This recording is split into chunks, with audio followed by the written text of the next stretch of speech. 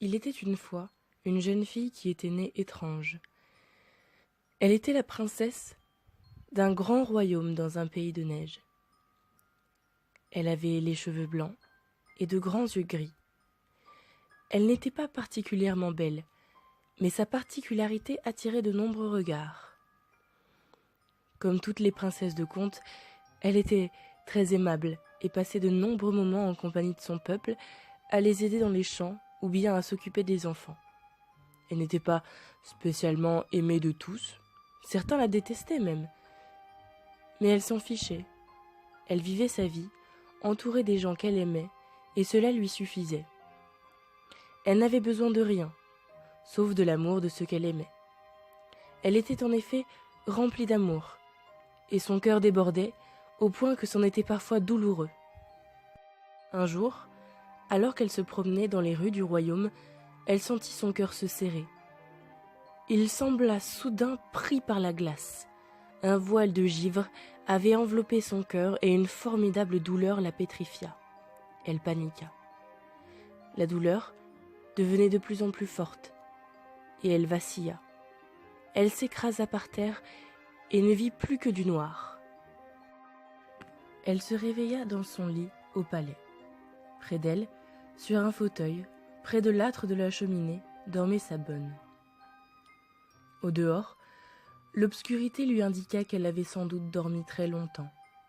Ses muscles étaient engourdis et elle avait la gorge sèche.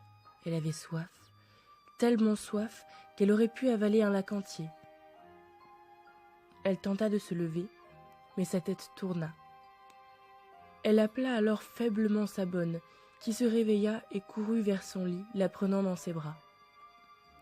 Jamais de sa vie, elle ne l'avait vue dans cet état. Sa bonne pleurait et marmonnait des choses incompréhensibles, comme si elle cherchait à l'exorciser.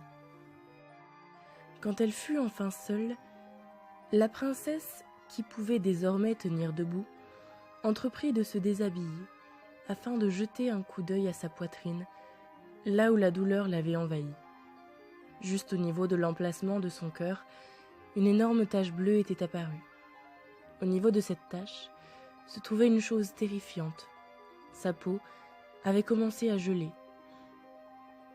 Prise d'une peur soudaine, elle se précipita vers la cheminée afin de pouvoir observer le phénomène à la lumière du feu réconfortant qui y brûlait. Elle tenta d'arracher la plaque de glace qui grandissait à vue d'œil, mais le léger filet de sang qui se mit à couler la dissuada relativement facilement. Ses parents vinrent la voir. Sa mère se mit doucement à pleurer. Son père, qui la regardait avec une immense pitié et une tristesse infinie, lui parla. Alors, il lui raconta. Il lui raconta comment un homme des glaces était jadis tombé amoureux de la reine, comment cette dernière, déjà mariée et enceinte, avait refusé sa cour qui se faisait de plus en plus insistante, et comment cet homme l'avait ainsi maudite. La jeune fille était destinée à se transformer peu à peu en statue de glace, et rien ni personne ne pouvait y faire quoi que ce soit. Elle passa une nuit agitée. Elle fit des rêves étranges, parlant de grottes perdues dans les hauteurs et dans le froid de l'hiver, de géants de glace et de tourbillons glacés où la vie ne pouvait résister à la mort. À son réveil, il lui sembla que le temps avait suspendu son vol et que la neige avait enfermé le pays sous un immense voile blanc. Il n'y avait aucun bruit dans le château ou ses environs, et elle comprit qu'elle s'était sans doute réveillée tellement tôt qu'elle était la seule déjà réveillée. Elle regarda autour d'elle et trouva un sac en peau de phoque. Elle y mit tout ce dont elle pourrait avoir besoin: provisions, outils, couteaux et vêtements chauds. Sans jeter un regard en arrière, la princesse prit la route et fuit le château blanc où elle avait passé sa vie. Tandis que s'étirait le chemin sous ses bottes et que le château s'éloignait dans son dos, la princesse se rapprochait des hautes montagnes où elle comptait trouver son repos éternel. Elle ne comptait pas combattre son mal. Elle partait du principe qu'il s'agissait de son destin et que rien n'arrivait jamais pour rien. Elle savait que ses parents souffriraient de son départ, mais elle savait aussi qu'ils souffriraient davantage de la voir se transformer peu à peu en statue glacée. Elle parcourut une immense distance. Elle marchait sans vraiment y penser. Elle sentait son corps se refroidir peu à peu, mais le froid n'était plus devenu quelque chose d'agressif, mais plutôt quelque chose de réconfortant. Il lui était devenu agréable et elle se sentait dans son élément. Sa peau devenait de plus en plus bleue et un cristal de glace avait commencé à se former au niveau de sa poitrine. Elle ne savait pas depuis combien de temps elle était partie, mais il lui semblait que cela faisait une éternité. Elle arriva au bas de la montagne la plus haute qu'elle ait pu trouver. Elle tenta d'en apercevoir le sommet. Impossible. Il était entouré par de nombreux nuages blancs, et le soleil qui les perçait par endroits semblait donner à la montagne un air d'un autre monde. Elle entreprit de l'escalader. Elle ne s'arrêtait pas. Ses doigts saignaient d'un sang blanc de neige qui glaçait au contact de l'air gelé. Une sorte d'impression d'harmonie l'envahissait au fur et à mesure qu'elle s'approchait du sommet. Quand elle eut dépassé les nuages, elle aperçut l'entrée d'une grotte et y pénétra, heureuse d'avoir enfin trouvé le lieu où elle allait passer l'éternité. À l'intérieur se trouvaient de nombreuses colonnes de glace, sculptées d'une manière très délicate, qui semblaient soutenir le plafond. Devant ses yeux ébahis se dévoilait un temple entièrement sculpté dans la glace. Il y avait de nombreuses statues, et l'une d'elles retint particulièrement son attention. Il s'agissait d'un homme, immense, qui serrait dans ses mains de glace un véritable turban rouge, dont la couleur ressortait particulièrement au cœur de ce monde épuré et silencieux. Des larmes coulaient sur ses joues, et un air dévasté déformait son visage. La princesse comprit alors qu'il s'agissait de l'homme qui l'avait maudite. Elle comprit aussi alors l'étendue de sa souffrance et de son amour envers sa mère.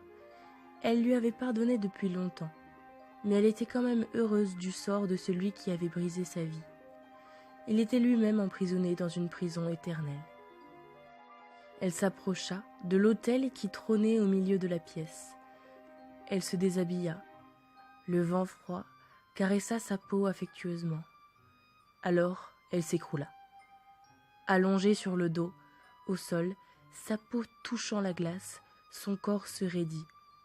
Tandis que son corps se courbait soudain et que sa poitrine se soulevait vers le plafond, le cristal de glace éclata, comme s'il avait attendu d'être à cet endroit précis pour agir. Des milliers d'éclats flottaient au-dessus d'elle et réfléchissaient 1000 points de lumière sur la voûte de glace.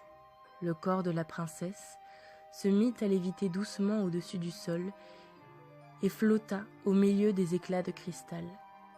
Une immense aurore boréale emplit la grotte d'une lumière délicate. Elle se réveilla et regarda autour d'elle. Puis, elle sentit un léger picotement au niveau de ses mains qu'elle regarda. Ses mains s'éparpillaient en 1000 particules de lumière. Bientôt, elles avaient complètement disparu.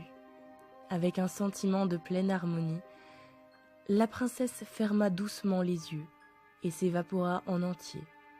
Un vent glacé apparut à sa place et s'échappa par l'ouverture avant de se disperser dans le ciel.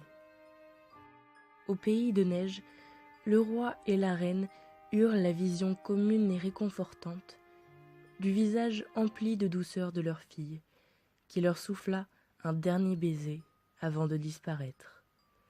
Ils surent alors qu'elle était en paix et qu'il n'y avait plus de raison de s'inquiéter.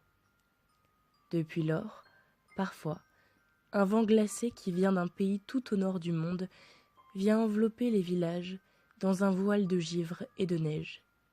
On peut alors apercevoir, dans le ciel, des milliers d'éclats qui illuminent la nuit d'une lumière bienveillante.